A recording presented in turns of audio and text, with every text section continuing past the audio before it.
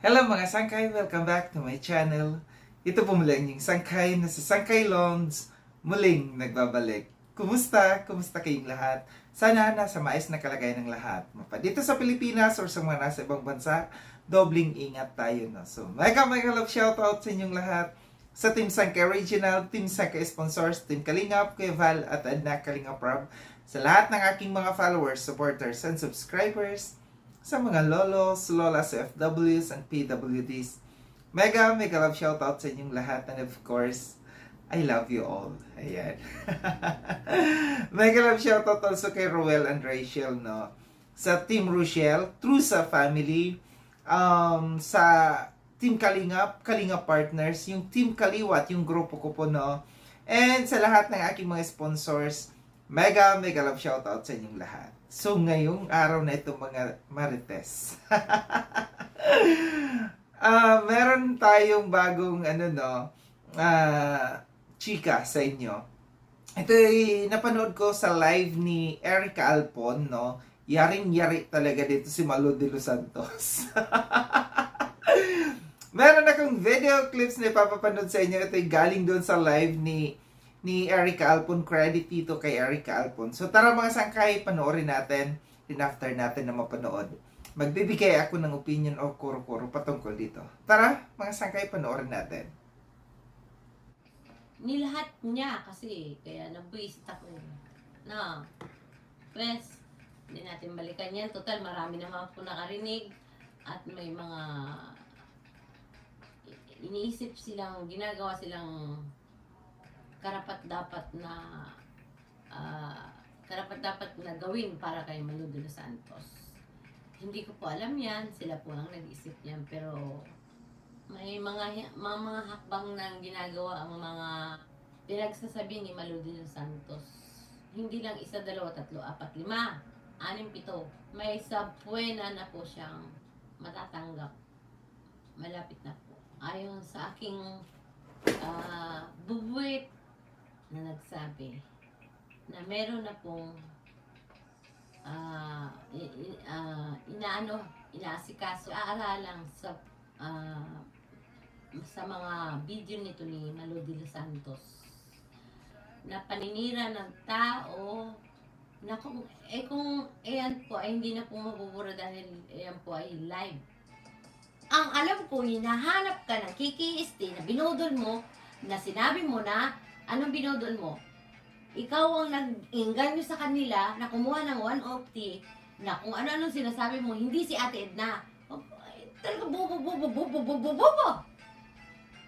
Hindi si Ate Edna kausap nila, ikaw. Kaya ikaw ang sinisingil nila. Kung hindi man makarating sa kanila, ikaw pa rin ang mananagot dahil ikaw ang kausap nila. Kung naiintindihan mo, hindi si Ate Edna. Boo. O nga, 150 nga.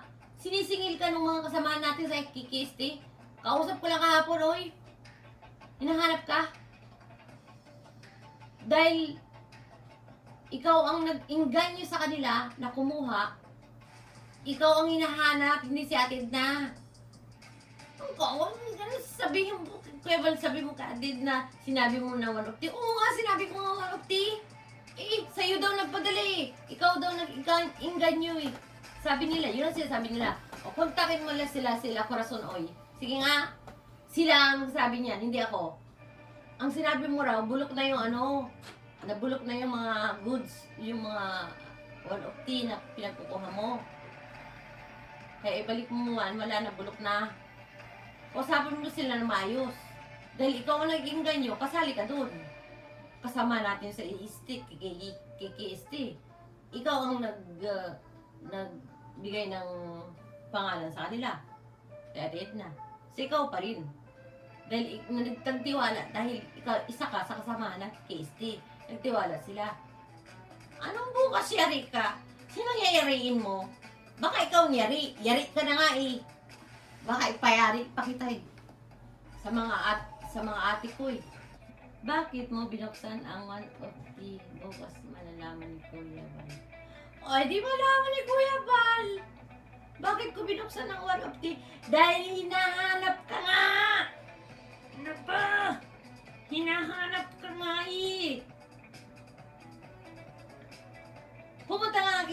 ko hindi ka lapain dun. Nahanap ka nga kaya. Galit na galit sa'yo. Umamin na kasi ang budol. Alam mo yung nasa Saudi, na yung tagaluto? Ang dami niyang iyak. Ang dami niyang iyak. Dahil lahat ng kinita niya, halos lahat ng kinita niya, inilaan niya sa 150. Dahil ikaw ang nag-inganyo. Hindi sila Kuya Bal at Ate Edna. Ikaw ang nag-inganyo. Business mo yan, di ba? So yun mga sangkay, at napanood na yung video clips na aking kinuha. Ito yung mula dun sa live ni Erica Alpon. Muli, credit dito kay Erica. Goods ka talaga sa akin, Erica. Sa tuwing babanatan dito ni Erica Alpon, si Malu de los Santos, no? Lahat talaga, may katotohanan. Masasabi natin may katotohanan. Kasi si Erica Alpon, ang isang tao, malalaman natin kung nagsisinungaling o hindi. Kasi, base sa kanyang pagsasalita, ito si Erica Alpon, kahit medyo bulol or hindi niya mabigkas minsan yung ibang mga salita, no?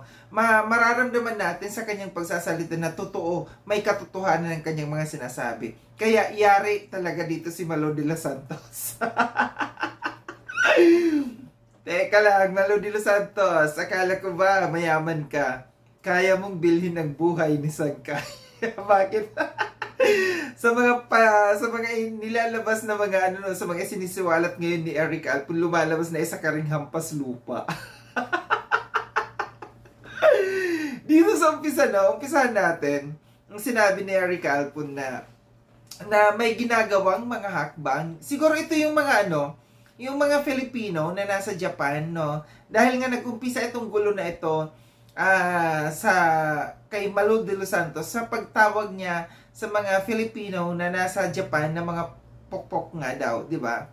So, maraming umalma. So, nabalitaan ko rin yun na parang gumagawa ng hakbang yung Filipino community sa Japan patungkol dito sa binitawang pahayag ni Malu de los Santos para sa lahat ng mga Filipino na nasa Japan na tinawag niyang pokpok. So ito yun, yung sinasabi dito ni Erica Alpon, no, na mag-antay ka kasi may sampina na darating sa iyo. Patay na. Patay na si Malu de los Santos. Dito rin nakakaano, no, kasi dating magkaibigan ito si Malu de los Santos at saka si Erica Alpon. So ngayon nailabas, nakakuha talaga, nakabuelo talaga ito si Malu de los Santos sa kay Erica Alpon, no. Wala siyang may bato dito sa kay Erica Alpon kasi malinis itong tao to, no. Hindi ito sa tagal-tagal na nakilala ko ito si Erica Alpon dito sa social media. No, ito yung time ng ako pa yung presidente nung Carepa. Nandito na yan si Erica Alpon at nagkakausap kami niyan. So wala akong nakita na nakikipagbangayan ito sa social media, kundi maayos ang kanyang mga ipinopost sa kanyang YouTube channel. Ngayon lang ito nangyari kasi naintindihan ko siya, nasaktan siya dahil nasa Japan din siya. Natawagin nga ba namang mga pokpok yung mga nasa Japan? So ang dating magkaibigan ngayon magkaaway na at may mga balang ibinabato dito si Erica Alpon sakay Malu de los Santos. Ito nga, no, nabanggit niya yung sa 150, patay. Isa ka rin palang budol, no, sa 150. Base dito sa aking panunood sa live ni Erica Alpon, no, dalawa yung naiisip ko dito kasi hindi niya na-explain ng mabuti kung paano ng budol ito si Malu de los Santos dito sa 150. Ang una na naisip ko, baka ito yung sinasabi niya kasi nag-recruit ng mga doon sa kanilang group na KKST na naririnig ko yan yung KKST na yan na grupo. Dito pala si Malu de los Santos kasi ang parang dati ang nagpo-promote dito sa KKST na ito, naririnig ko ito kay Bopil, no, yung KKST na yan. Siguro yung tingin ko nangolekta, nag-recruit na magpa-member ng 150. Then, hindi niya iniremit yung pera or di kaya na-remit niya yung pera pero yung mga product hindi niya ibinigay. No? Kasi, base dito sa sabi ni Erica Alpon na sinabi daw ni ni Malo de los Santos sa mga tao na nabulok na daw yung mga produkto, yung mga product. Napaka-imposibleng mabulok, no, yung product ng One Opti kasi hindi po yan pagkain na nabubulok. Ang juice, hindi kaagad-agad yan nag-expire, hindi yan nabubulok.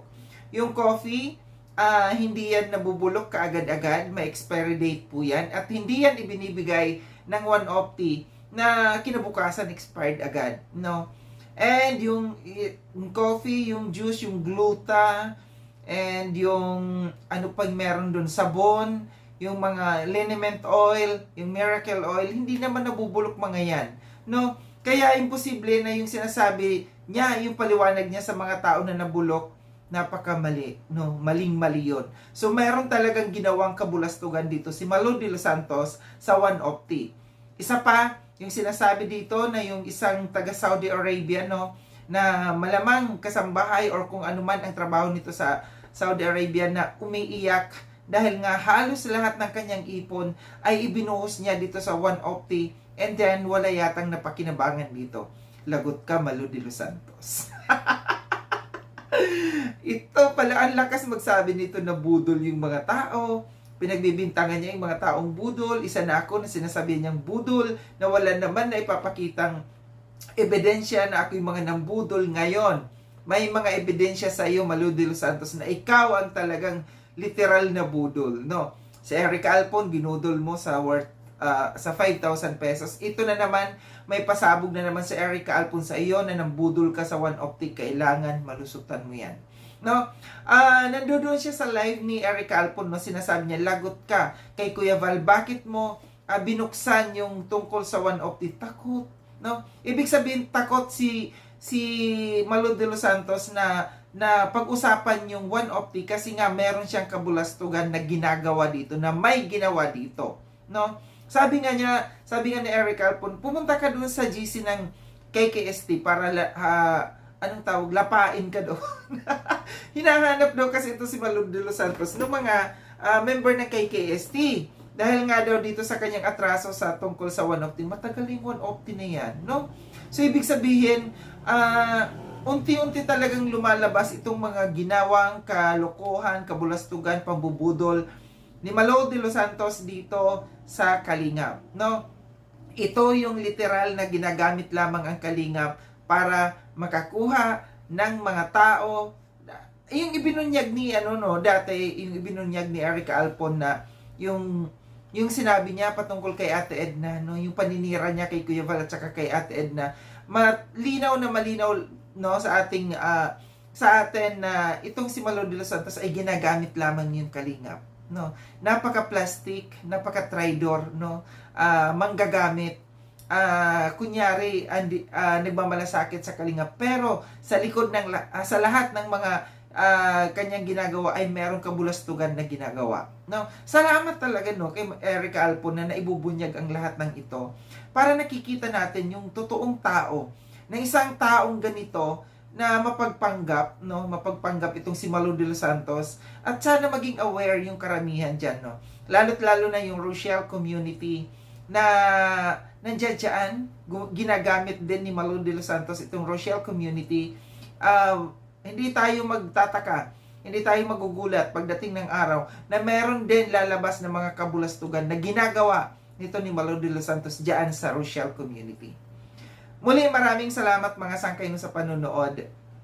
Sa mga hindi pa nakapag-subscribe kay Sangkaylon, subscribe nyo na po ako. Click yung notification bell para updated kayo sa lahat ng mga videos na aking gagawin. Like and share itong video na ito mga sangkay. Kita-kits tayo ulit sa susunod na video na aking gagawin. Ingat kayo sa ang dako ng mundo man kayo naroroon. Paalam na mga sangkay. Paalam.